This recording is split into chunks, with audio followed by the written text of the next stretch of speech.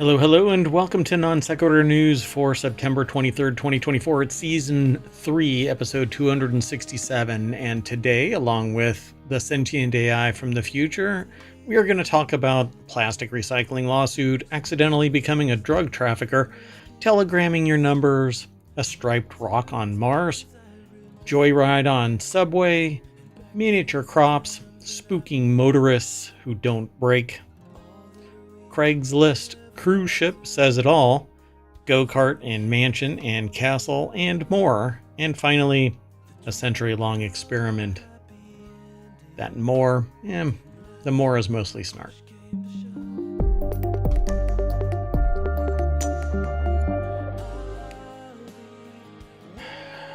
So we hear that music a whole lot more than any of our listeners, so if it's distracting, let me know.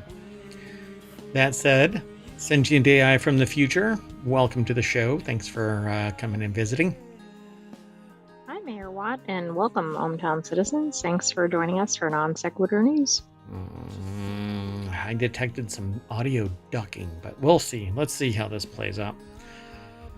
It's weird. Our interface, every once in a while, it gets an update and it resets things, and then we have to go back and fix things, but that's okay. Let's get into it. We are in a time machine episode, so we're gonna have to get through this in an hour or we will be lost to all time for 24 hours. That's the rules with the time machine. It's quirky, I know, but when you have dual singularities orbiting each other and creating a quantum gate between two periods of time and space, you deal with the cards that are dealt. Okay, let's get into it. The first article is over in Non Sequitur News. ExxonMobil deceived the public with plastic recycling, a lawsuit claims. You bastards. So Exxon... You know, if I thought of ExxonMobil, that wouldn't have been the first thing I would think, right? Right? Yeah, I know. Yeah, jacking up prices, but everybody blaming local whatever, not or corporate chemical greed. usage or other things that more clearly relate to their industry. Plastic recycling. So plastic bottles and other trash piled up along a bank at the San Gabriel River, just a few hundred yards from the Pacific Ocean, is the Getty image we're going to see, which may or may not have anything to do with this article, but it is over at The Verge, so usually there is. ExxonMobil has misled consumers for years by perpetuating a quote-unquote myth about plastic recycling, according to a new lawsuit filed by the state of California, which is notorious for pursuing environmental concerns at a legal forefront of this. So much so that if you were to go and visit your Home Depot or Lowe's, you will probably see, you can go to the website for your local one, wherever it is, and you will probably see on more items on that site a notice saying that whatever the item is has been flagged in California for some environmental concern. It's pretty interesting. Right, even just very basic items.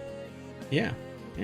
It's quite fascinating. And even though it's local to you, you're still getting a notice that California has notified you that it's in violation of something in California. Not violation, but it's giving you notice of that there's a health concern. So don't go into California, essentially. Otherwise, you'll be riddled with health concerns. Yeah, I'm being catty about it. Anyway, ExxonMobil has misled consumers for years by perpetuating a myth. So what is this myth? ExxonMobil is the world's leading producer of single-use plastics that become waste, according to the state attorney general's office.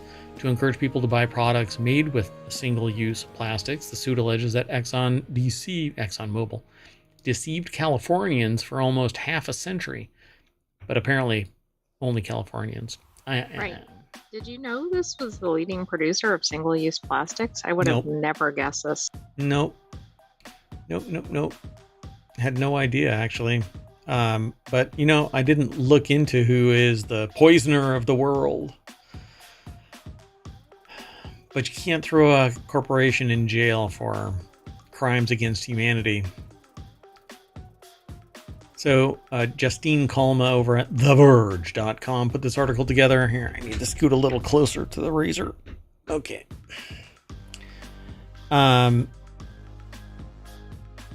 Where are we? So we're at The Verge. The deck statement says California's first of its kind lawsuit claims ExxonMobil knew it had a plastic problem.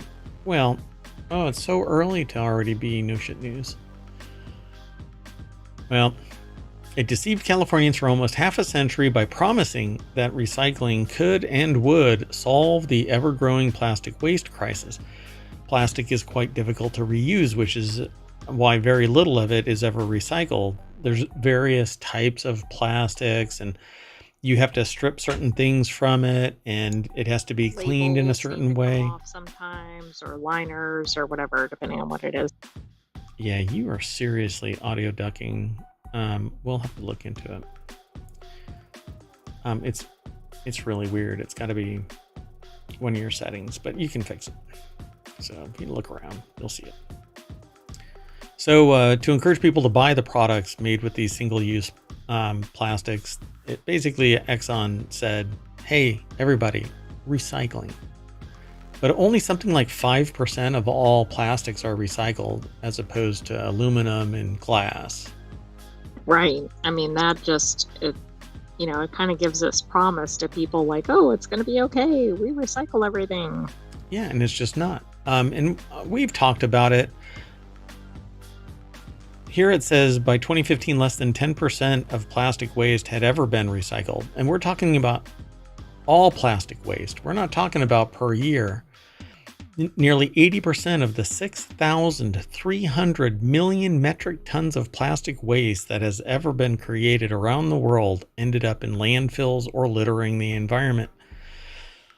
80%. Now, here's the bigger problem with this.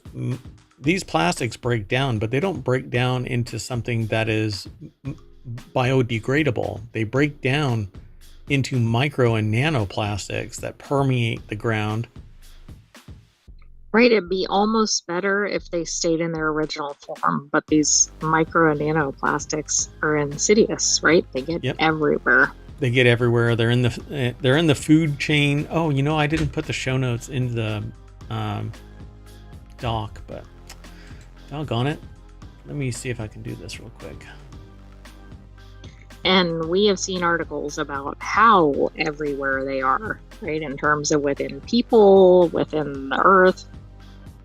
Yeah, they're in your brain. They're in pretty much all parts of your biology. I'll just put it that way. And it really is just insidious. And unfortunately, there is little to nothing that can be done about it in the historical record, but you can do something about it now. You, as a human being, will have to switch, though. You'll have to give up plastics as much as possible, and you'll have to switch to glass. You won't be able to switch to aluminum because it's coated with a microplastic coating inside to the point where you can use some engineering and you can remove the aluminum and see the plastic inside it. If you do a search, which is deceptive too, because people think aluminum is okay. Yeah. And so now there's a lawsuit that basically is kind of like other lawsuits where maybe there's a smoking gun out there that shows that they knew that there was a problem. But what really is the problem? The problem is, first off, the complexity with plastics. It doesn't just kick out favorable gases. There's almost no harm emitted from glass and aluminum recycling except for the internal plastic on aluminum. Glass doesn't have that problem. Glass's problem is that it breaks. So you have to suffer that. But I would rather worry about a little bit of breakage of glass than the fact that I have plastic in my brain. So it says even when plastic... It looks like they did make claims here, right? Because they seem to think they were doing something even above and beyond. Yeah, newer claims from the industry about advanced or chemical recycling are just as flawed, the Attorney General claims, since the majority of plastic waste that goes through the process becomes fuel. The state also claims that plastics produced using ExxonMobil's advanced recycling technology contain such little amounts of used material that they are effectively virgin plastics. And it says here, even when plastic is rehashed, it's typically downcycled because the quality of the material deteriorates with each use. So you get copy degradation and the chemical bonds aren't as strong. So plastic bottles are turned into fibers used in carpeting instead of new plastic bottles, for example. And gadgets made with recycled plastic typically have to be reinforced with fresh plastic, which is also what happens with recycled paper to some degree, or it has to use chemicals to bleach it to make it whiter. It's usually not always the same, but the gadgets made with recycled plastic typically have to be reinforced with fresh plastic, and it's often just cheaper for a company to use new plastic rather than recycled materials because of the extra processing that has to go along with the microplastics that are used. Or That's I'm sorry, true. not the microplastics, but the used plastics. Right, but if they claim that they're recycling or that they're even doing extra recycling, and meanwhile they're not doing any of that, I can see where California is coming after them. And then on top of it, the issue also lies in the fact that anything that's turned into something else is no longer deemed like drinking or anything like that. So you're permeating even more so microplastics. Because if you're making carpet out of it and you're walking around on the carpet, you are actively deconstructing it. And as I actually talked about this today to a group of people because I was in the process of building out dark field microscopy so that I could see microplastics in situ in water. I wanted to be able to see and count how many nano and microplastics were in water. But researchers beat me to it, which is kind of fascinating. I was on the right path, but I don't have massive government budgets. So at any rate, verified that I was on the right track, but microplastics in plastic bottles, then you drink it, ends up in your body, in your digestive system, and it penetrates into the other parts of your body. So using advanced chemical or advanced recycling or chemical recycling and turning it into some other form of plastic kind of pulls it away off of people's radar. Oh, well, I'm doing good and I'm not drinking from bottles. Well, now you're walking around on it and it's kicking it all out. And it says it requires extra plastic to make it out of recycled. So you're actually contributing to the plastic problem. Yep. So, and don't get me wrong, the mayoral estate is literally coated in plastic, but I may not be able to save myself, but maybe I can promote saving the future. And I'm not even talking about, the go-to is save the kids. No, I want to save as many people from microplastic ingestion as possible. Right. The only way we're going to do that is if everybody stops buying, selling, producing plastic. Yeah, buying. Oh, processing, yes. Yeah. So plastics are made from fossil fuels and are responsible for 4.5% of global greenhouse gas emissions, more than the climate pollution from global shipping. So you can greenwash it and buy, carbon neutral credits so that you can sit there and say that you're negative or whatever. But the fact is that they're still making a whole bunch of horrible decisions to the climate. It's almost a crime against humanity. So, right. Are they producing plastic? Check. Are they acting like they're recycling it, but not? Check. Yeah, really. Are they pretty much promoting using it as if it isn't causing any harm anywhere? Check. So it says once it's there, it breaks down into tiny particles called microplastics that have flooded the world's oceans and have been found in everything from seafood to baby poop. So there's a report about our brains. Is it just our brains? Yeah, 5%. There's 5% microplastics or 0.5%. Yeah, it's 0.5. Yeah, 0.5%. Pretty wild. Okay, we spent an inordinate amount of time on this. So let's move on to the next article, and that's over in Four Wheel Tech, which is one of our shows. Maybe we'll do one this weekend. We'll see. Depends on the quality of the articles. Overall, if it's a newsworthy show, then we'll do it. And we might end up doing, well, you know what? Let's just do this. Four Wheel Tech is where the next article is. Ford's latest patent will protect drivers from accidentally becoming drug traffickers. I don't know about you, but well, I know about you. You can't drive because you're a sentient AI trapped on a Raspberry Pi. But aren't most drivers really worried about the accidental drug trafficking? I know I am. I actually tear my car apart as soon as I leave the mayoral mansion. I take it all apart just to make sure that I haven't spontaneously become a drug trafficker. So car technology seems to be getting better by the year. From hands-free driving tech to in-car entertainment, we're spoiled, but not everyone may use the technology that's available to them. Much of it is helpful if you need it. Ford's latest patent can help with something you'll probably never have to deal with. So the patent is for a cargo detection device that would help drivers not become blind mules for drugs. Sorry, the stunned silence is... What? Is that the biggest problem we have with vehicles? Apparently. I mean, I don't even think that's in the top 10 or the top 100 problems. Apparently. So Lawrence Hodge over at jalopnik.com put this article together. So Ford's latest patent can help with something you'll probably never have to deal with, except as an AI-generated hypothetical situation on your uncle's Facebook feed. First spotted by Motor One, Ford patented a new cargo detection technology in late 2023 that will prevent drivers from becoming a blind mule, a term used to describe a person who unknowingly traffics drugs into another country. That bump on your shoulder is actually what's referred to as a blister, and that blister is a secret package of drugs that somebody has put on you.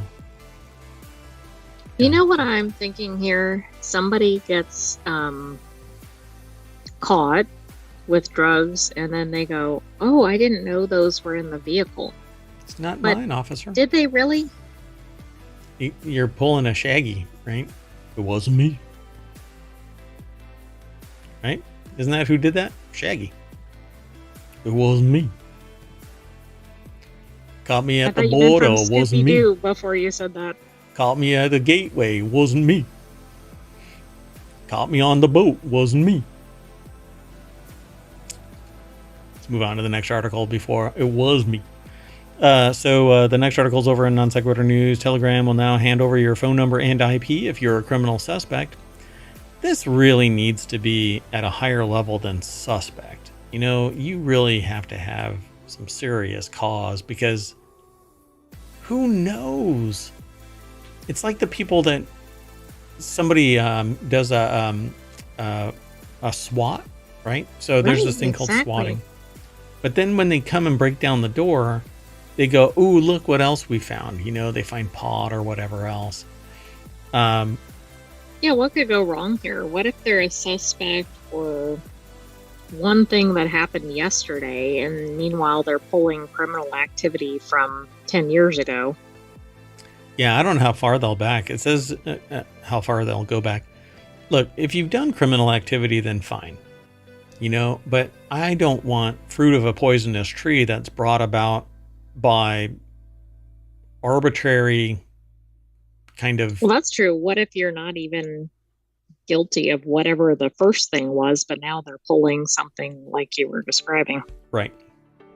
And that has happened in the past. Like, people have been arrested because they found pot in the house, but what they were actually first brought up on radar was a SWAT. It's weird. So if Telegram receives a valid order from a relevant judicial authority that confirms that you're a suspect in a case involving criminal activities that violate the Telegram terms of service, we will perform a legal analysis of the request and may disclose your IP address and phone number to the relevant authorities. That may is weird because may is a maybe, where shall is a will. So I wonder what the legal analysis rises to, and it's going to be arbitrary. I guarantee it. There will be zero consistency. I think it will be. Number one, they're kind of putting their customers on warning.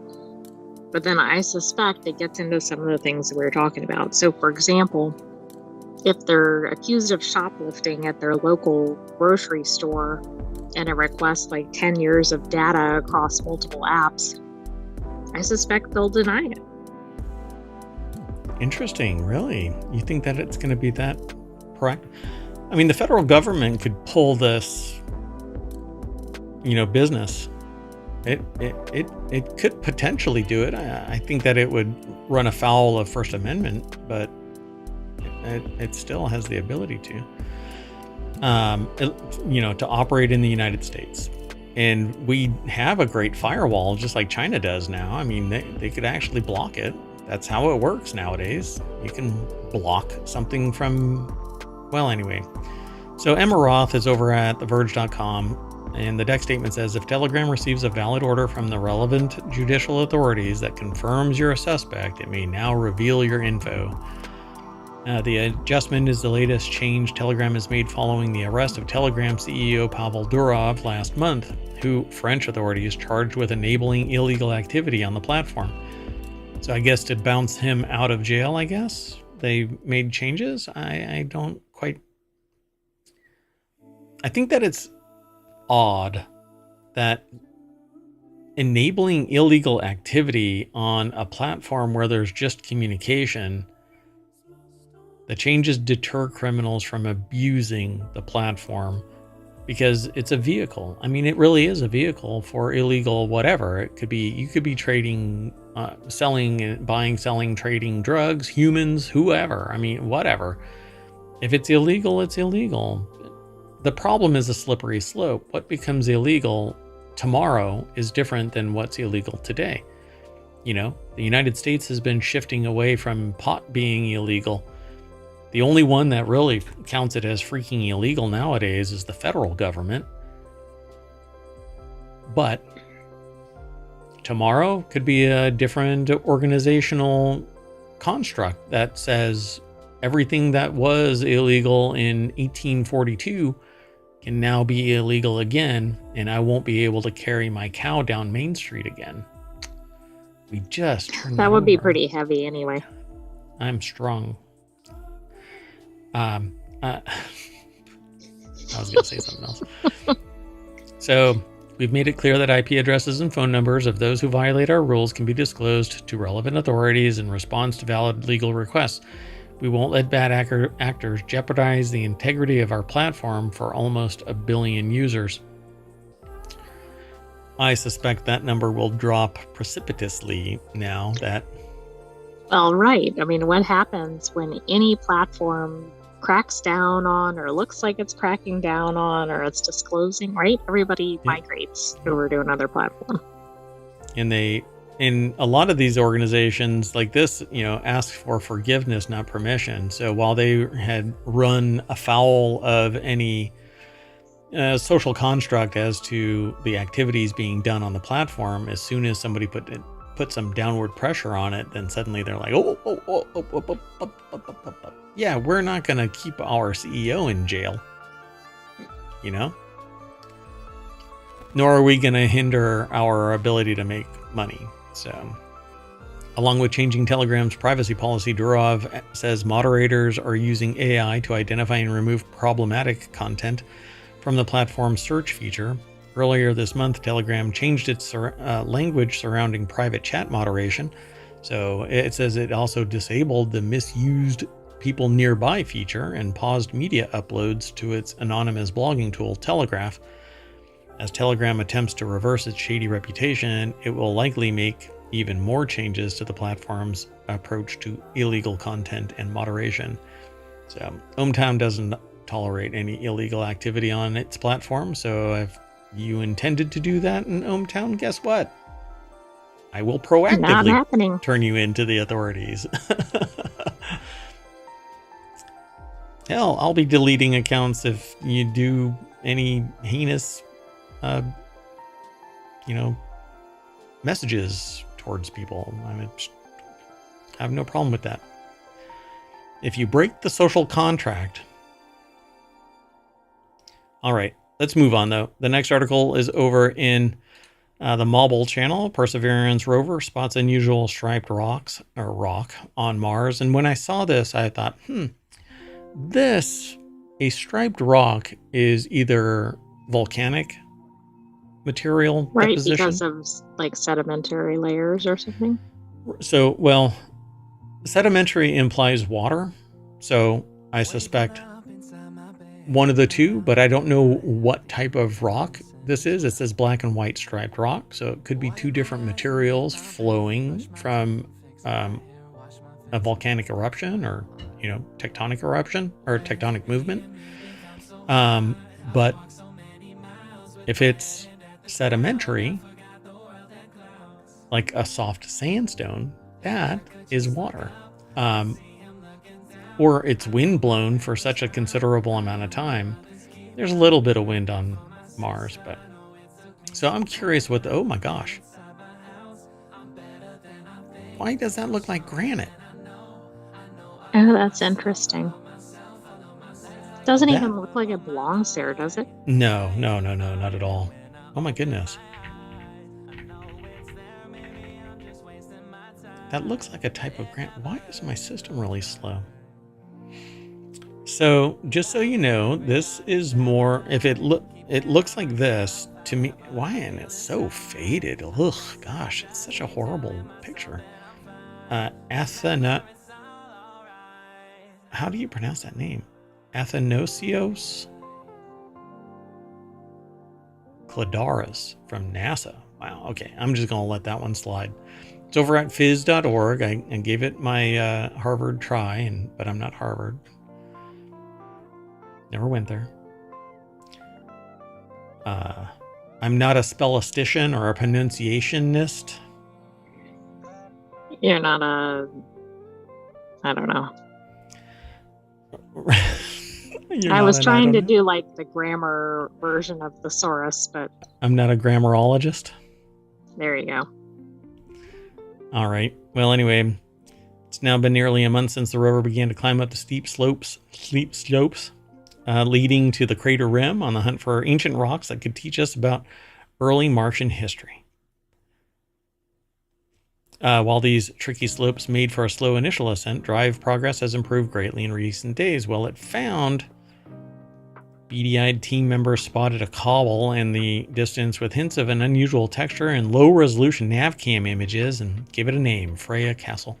By the way, if it is granite, then let me just quote the American Museum of Natural History, that it's formed from magma or melted rock.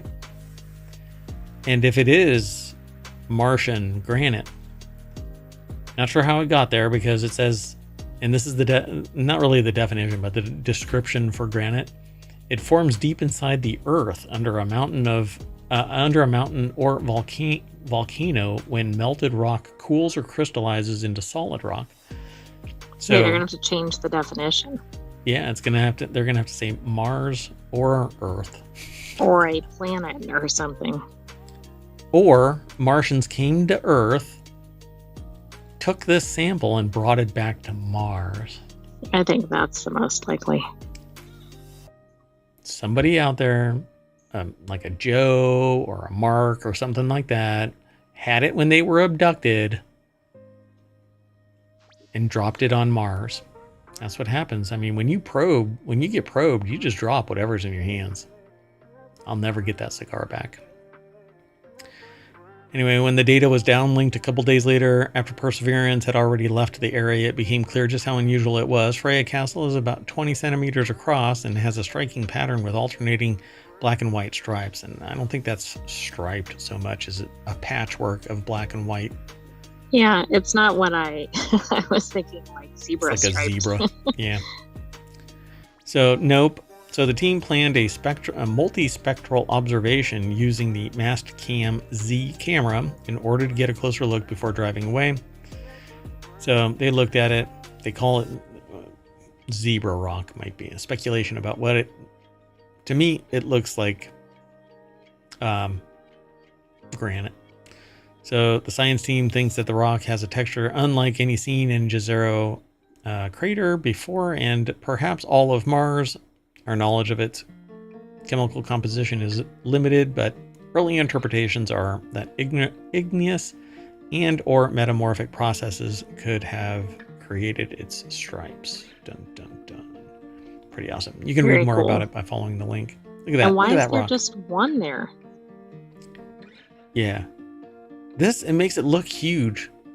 Boom, when you mouse over it, it gives it like a shadowy like dimensionality inside it. That's weird. It's an optical illusion. Nothing changes. Anyway, they have like a phys.org has this wonky mouse over fog of war thing that I've never understood. If anything, make it sharper, for crying out loud. Let's keep going though. Next article is over in 4-Wheel Tech. 2 fashionable teens joyride and crash a New York City subway train, which How does that happen? I don't know. You're the Sentient AI from the future. Search your database. Tell us how. That's a new one. It's not in the database. Wait. Okay. Well, what happens to New York City in the future? That there's no data about it. What's New York City? Oh my gosh. I'm sorry. I don't want to know. So the New York City subway is open 24 hours a day, 7 days a week. Apparently with the keys in the ignition. While the wait for a train can be a lengthy one late at night at some parts of the system, even on rare occasions, even everything's running smoothly, it doesn't permit anyone to steal an empty train. The New York Police Department arrested 2 teenagers last week for allegedly going on a joyride. Ryan Eric King over at jalopnik.com put the article together. When it's late at night and there's no conductor, sometimes you just have to step up to the controls. They went for a pee break or something and left the keys in there thinking nobody was going to pry it open and get inside or something. I don't know. Yeah, I mean, how did this even occur? Well, and 2 did they teenagers, drive well? apparently fashionable ones, stole a subway train on September 12th and crashed it. The police claim that a 17-year-old girl entered an empty subway train at Briarwood Station with a 17-year-old male friend. PIX-11. That's a weird station. PIX-11. They did get far, it says. They did get far? I think it's probably they didn't get far. Didn't, right. Until the train crashed into another parked train and the teens fled the scene but were caught on surveillance cameras. The MTA, the subway's operator, hasn't stated how much damage was done. Dude. Oh wow, she was likely wearing a shiny metallic pink bonnet. To be fair, the poor lighting on the subway likely didn't help. Several outlets stated that she was carrying a pink handbag and wearing a pink shower cap, a pink sleeveless shirt, and pink shorts. Lots of pink. Wow, it's a lot of pink. There's no way she was actually wearing a shower cap, but this is New York City. You've no idea. Right, I don't think that's off the table. Having been there a few times, I think I have actually seen this person wearing a pink shower cap. You know, the last time I was in New York, somebody stole my shirt. You wear layers. And so I took my shirt off and looped it through my bag. And somebody skimmed the shirt right out from my bag and did it so smoothly that like I felt it disappear. And by the time I had a chance to turn around, they were like so far in the distance. In sight. Yeah. Like you could see somebody moving like a salmon, right? It must have been a really good shirt. And So, like, maybe I had something in it, like a wallet or whatever, that kind of a thing. But there was no way they were going to get anything else off of me. But they took what they could. And I was like, oh, all right, fine with me. See ya, shirt. Right. So long. So, anyway, New York City there, folks. I don't know. I guess they caught them, but they don't actually say anything. They're both 17, so unless they have priors, they're not going to be treated as an adult. And they'll be probably slapped on the wrist. And well, they might have to pay for the repairs, and that could be pretty costly. Yeah, that's for sure. I'm assuming repair of a subway car is more expensive than repair of an automobile. They'll have to give up their pink shower caps. I don't know, though. I don't know. It's a multi-tiered justice system, Let's move on. The next article is over in Non Sequitur. That's the show. Oh, look at that. So the miniature crops, or how miniature crops could transform Midwest farming amid climate challenges. Hey, so what do you think of this argument? We don't need more food. We need more densely nutritious food. I mean, that probably makes sense, but that's a shift in mindset, right? I mean, even if it's true biologically, will people get it? So, short corn could transform Midwest farming as its size is expected to address threats of climate change. My system is but acting it seems really like the crops would have the same density, issues, right? Like the heat, or they'd take the same amount of land, they'd still be subject to the same amount of heat or humidity or wildfires or pests. I suspect steam is causing this problem. So, sorry, not the crop thing. My system seems really slow. Anyway, Natalie Venegas over at newsweek.com.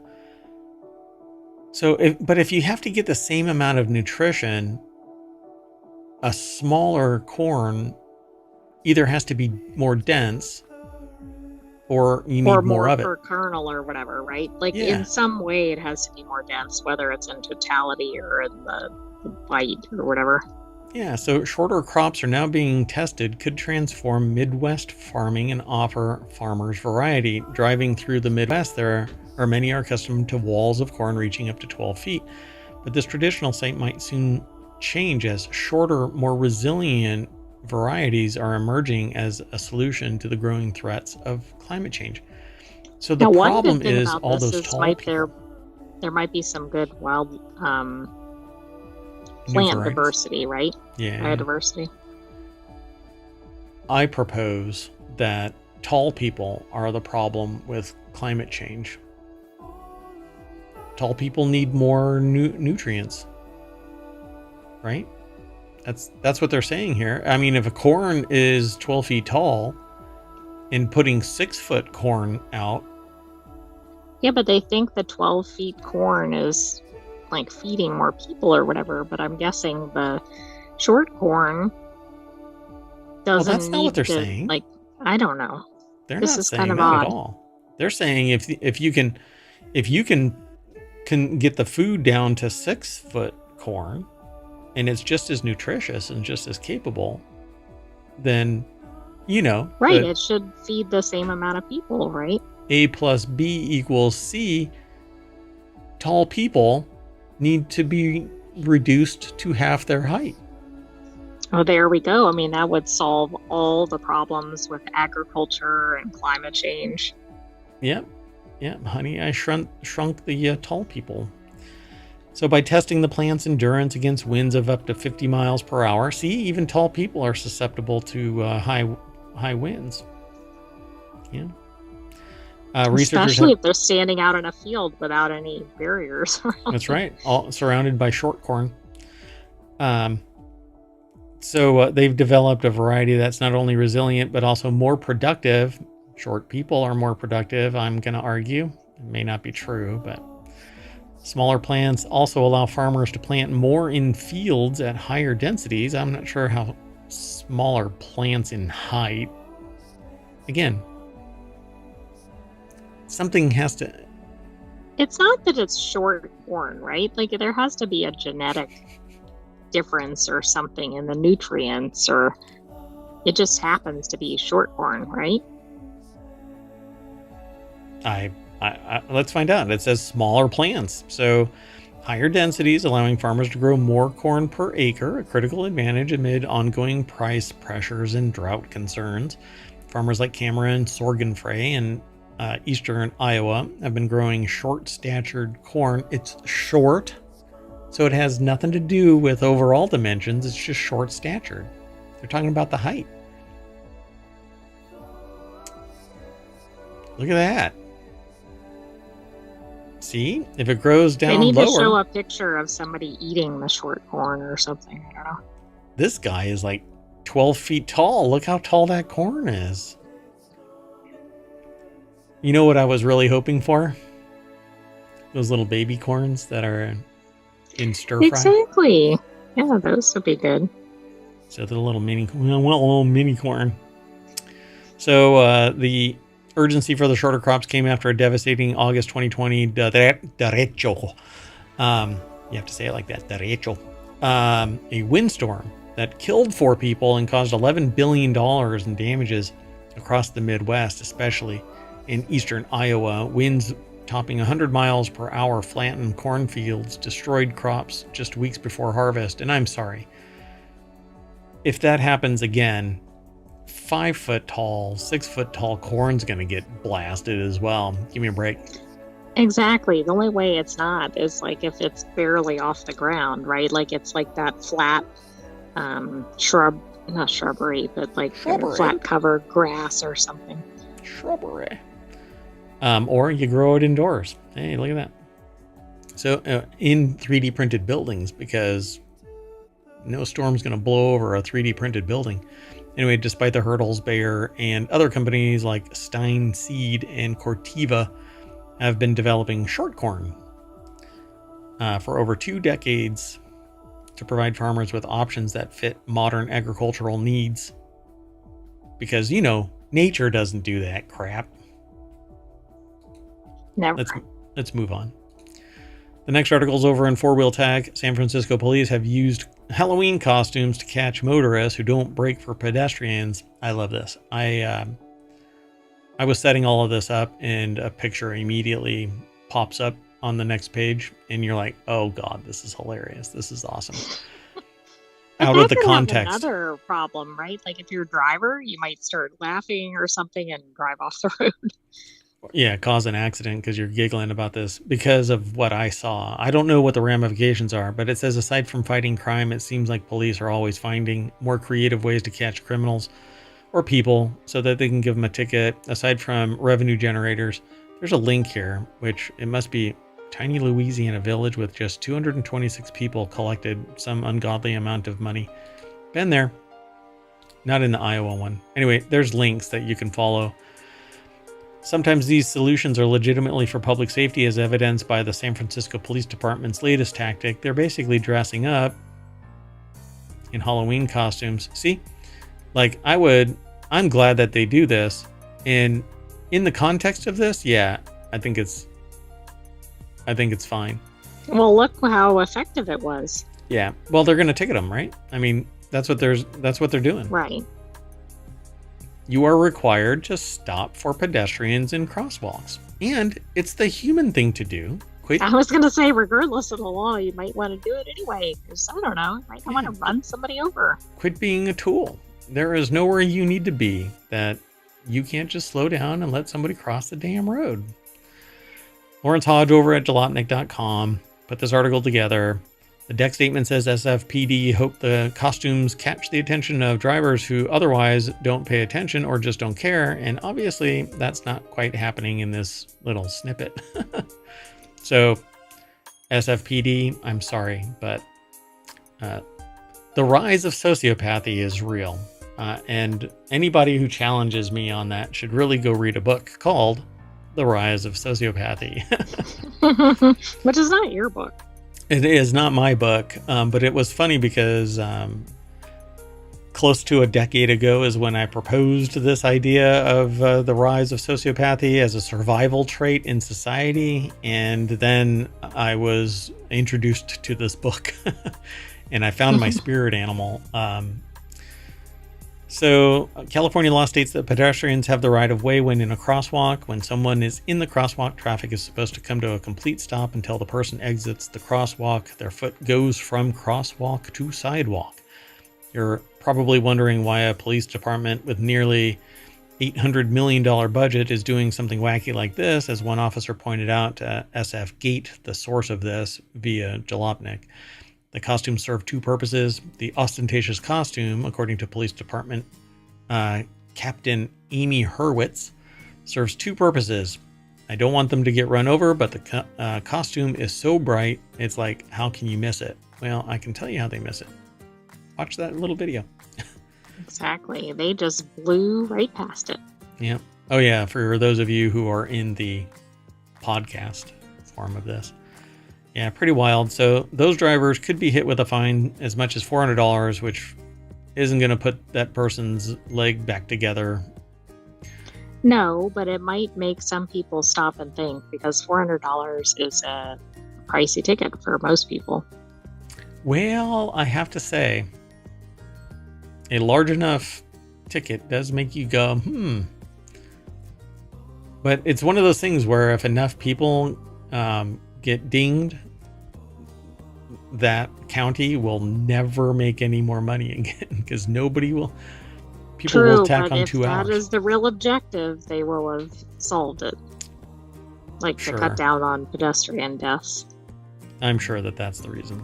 So police were quick to point out that this isn't simply a revenue generator either, saying that nearly half the drivers that were stopped aren't given a ticket, but the other half, as I was described the officer said, I can't catch all of the fish, but I can catch one and make an example of it. That was an interesting And were you the fish? I was not the fish in that instance. But thankfully I've never, well, no, that's not true. I'll just move on. Anyway, it's having an impact. Drivers seem to be more aware, more cognizant, certainly when they see the chicken. All right. Let's keep moving. Next article's over in four-wheel tech. Craigslist cruise ship sinks and becomes city's problem. The title I gave this was Craigslist cruise ship says it all. A chance to take on a 1950s... Is that really where you want to do your shopping for cruise ships? It's just... So this is categorized as a German vehicle listed on Craigslist, a 1950 German vehicle. Well, the vehicle in question is a cruise ship and not a Mercedes-Benz or a Porsche. The task is exponentially more difficult to, getting them running reliably is the discussion here. Oof. Oh no. Do you want to describe what you're seeing for the podcast? Well, let's find out. So, a classic German ship spilled diesel fuel and oil into the California Delta when it sank in May. Brian Eric King over at Jalopnik put this article together, and the picture that they have is, yellow toxic chemical buoy system wrapping around what looks like a very large, to be personally owned ship. I mean, it really does look really, really big. Let's see if they have how big this thing is. The city of Stockton is now looking for a way to move a sunken 2,800-ton ship to a salvage yard. California... Wow. That sounds like it would be a little difficult. Do you think a little tugboat will be able to do it? Tugboat. So, Chris Wilson found out the hard way after buying the Aurora, a rusted-out vessel built in 1955. From Craigslist. The Aurora, originally named the Wappenbaum von Hamburg. Okay, really? That doesn't even sound like a real name for it. Hold on, I have to verify this.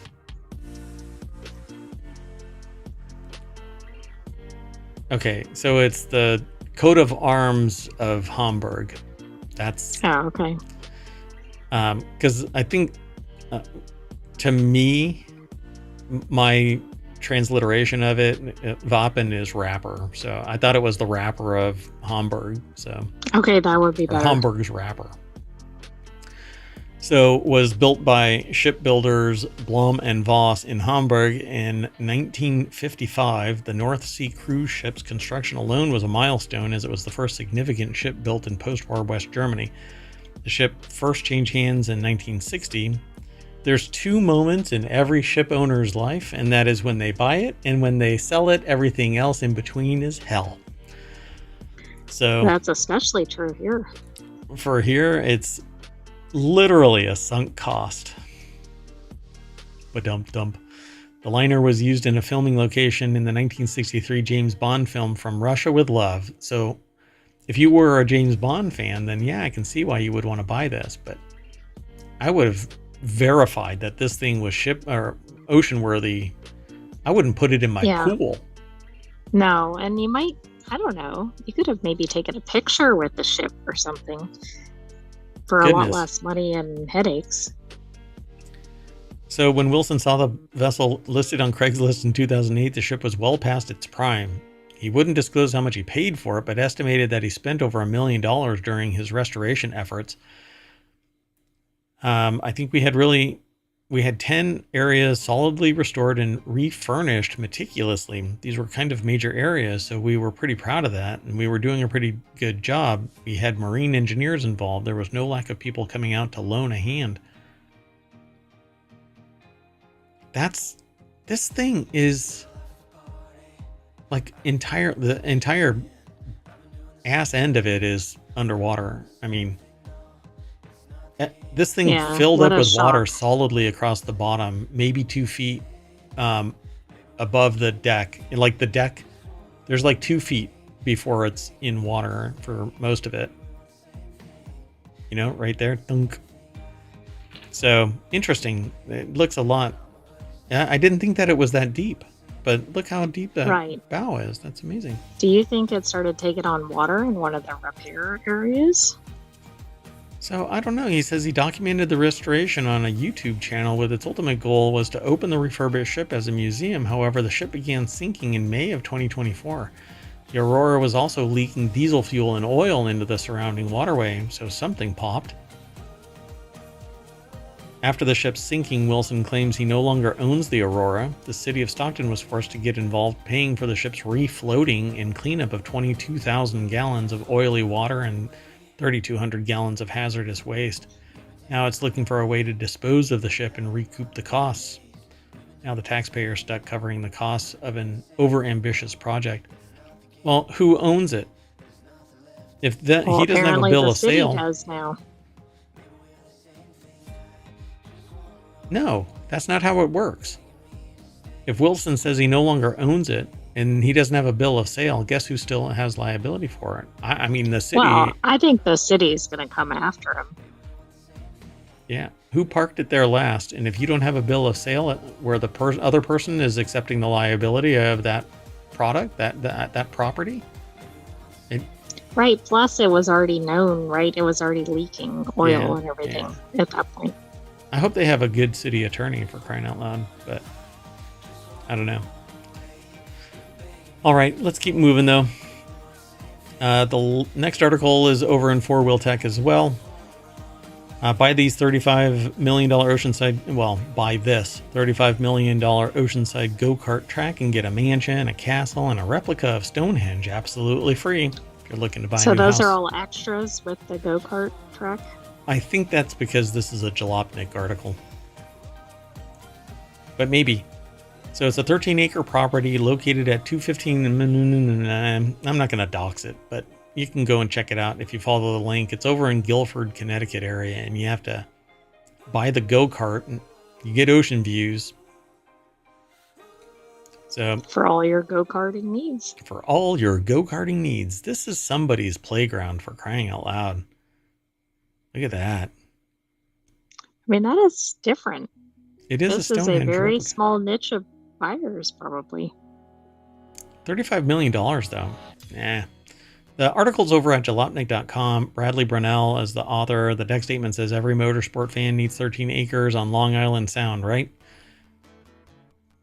So it features How many go-karts do you think you could build for $35 million? Go-kart courses. Yeah, one. Right there. I think more than that. So if you're looking for a new house in Guilford, Connecticut area, and you absolutely must have a go-kart track and ocean views, this might be your only option. 5,354 square foot mega main house, which 5,354 feet is not a mega main house. The mayoral mansion has an upper limit. See, like I won't get anything larger than 10,000 square feet. Not anymore. I just can't. Anyway, a 3,583 square foot guest house. So it's bordering on my upper limit. You can attach the two, and that's where I'll be comfortable, right there in that 8 to 10,000 square foot. I'm a very big roamer. I sleep and I walk. So I need a lot of space. No? I don't know. I mean, there was just somebody got rescued from sleepwalking into like a forest or something. Wow. Was it a woman? I think it was a kid. Oh, really? Because there was a thing on Reddit a while back about how somebody out in the woods, out in the sticks, walking barefoot, but didn't look distressed. Like 2 o'clock in the morning. Interesting. Yeah. Walking by animal cams. You know, the little hunting cams? Mm-hmm. So like they can see if an animal has come by there. Anyway, or trail cam, that's what it's called. Anyway, there's a small price to pay for a private karting track right on the open Atlantic Ocean, $35 million. Look at that. This looks like Not a blast. too bad. Come on. Wait, wait. This leads out to there. What is over here? Is all of this yours, including that over there? Because this picture up here, that looks like it would be the house, right? Yeah. But then when you look over here in the next picture, it goes over to this. There's a road right here. Right, which makes that look like another property, doesn't it? Yeah. Hold on. Okay, so this is definitely that property. Okay. Right. So how much is this place going to cost you per month to get incredibly good at go-karting? Well, if you put down the standard 20%, that's $7 million, plus fees and paying your realtor, you get a loan for about $28 million with an average current rate of 6%, and the $990 monthly HOA fee. It's $1,000 monthly HOA fee. Wow. What do you think the HOA is providing for that price? It better be, well, I can come up with some pretty colorful things, but I won't. Oh my gosh. Wait, what is all of this? Are these all little houses? I can't really tell what that is. This is all a hot mess. I don't know. Anyway, y'all can go and check it. What the heck? There's a lot of description of all the things that are included. Why does it have like a castle? I don't. Oh, so, and because these photos were taken on behalf of real estate agents who don't know jack about cars, go-karts, or racing, there isn't a single effing image of the inside of the garage. This property is explicitly built for an enthusiast, but the listing doesn't cater to the people who would be most interested in having a big garage and a go-kart track. Make it make sense, says the author.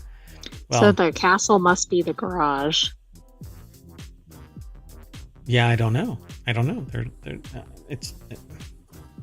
Wow.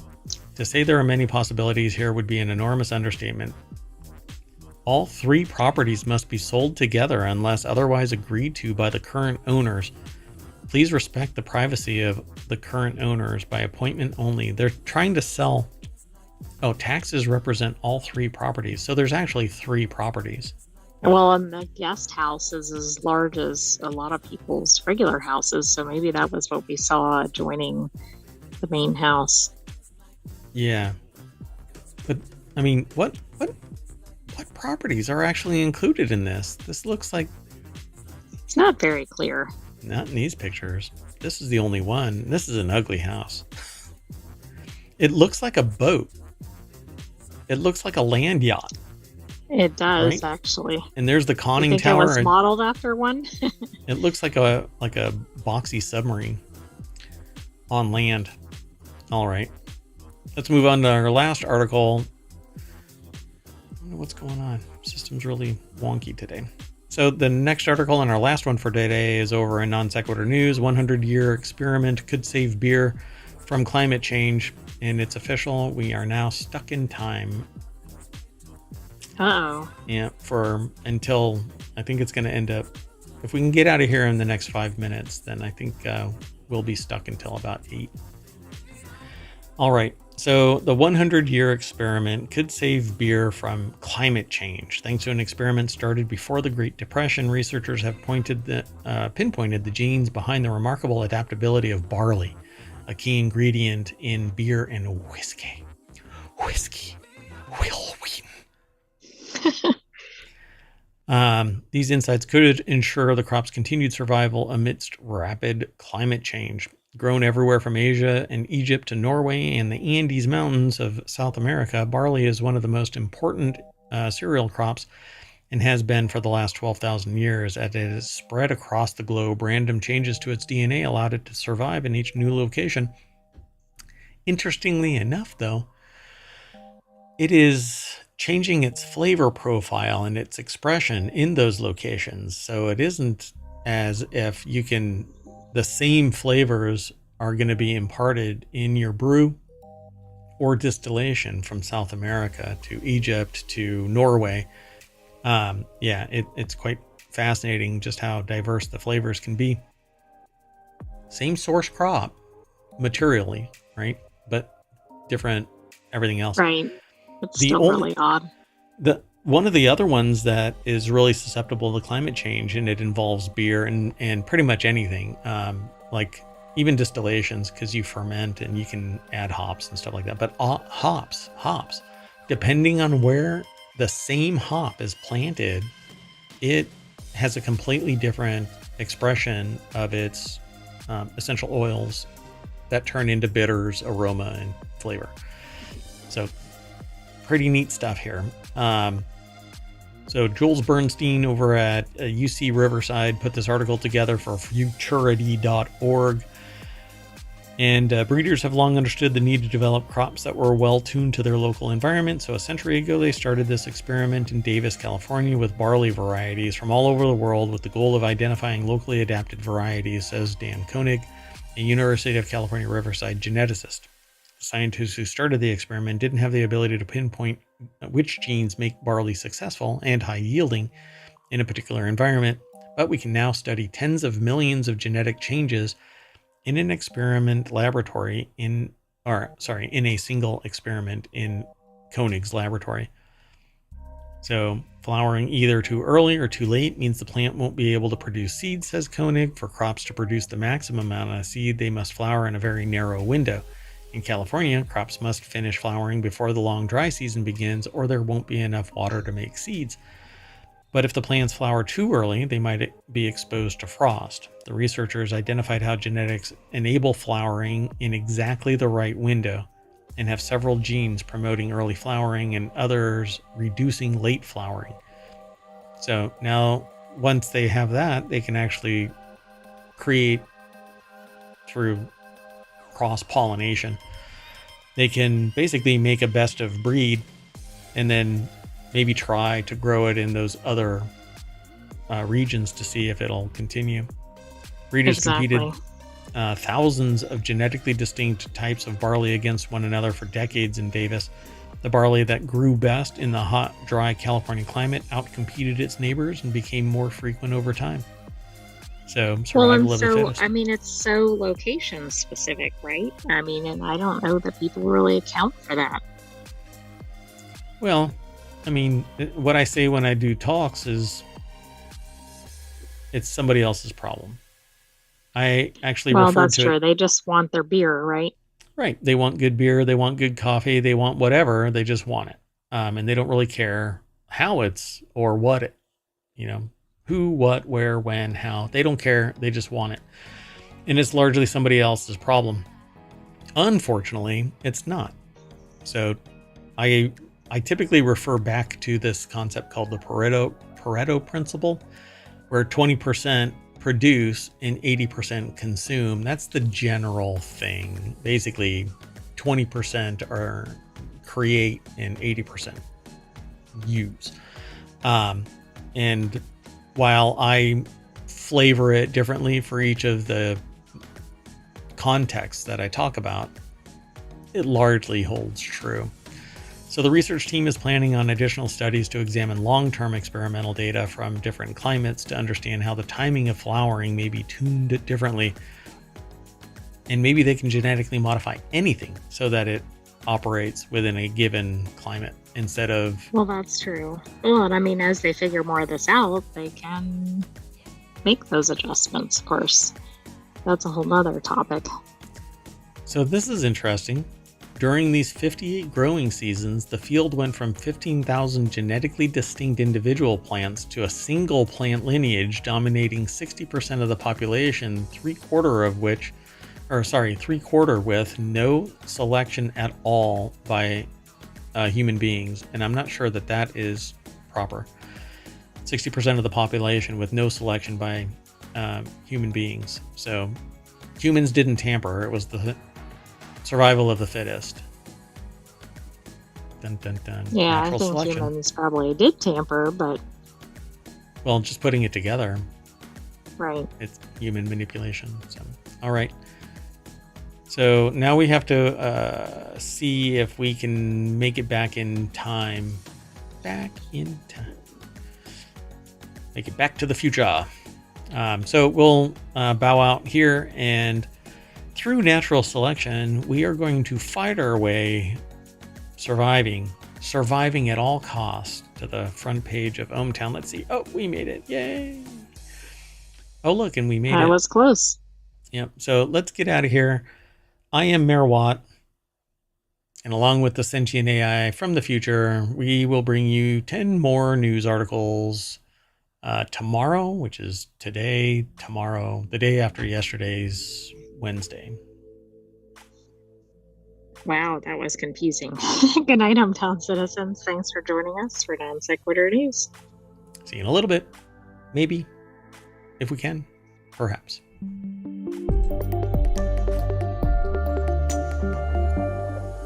don't know. Time machine singularities are very, very hot.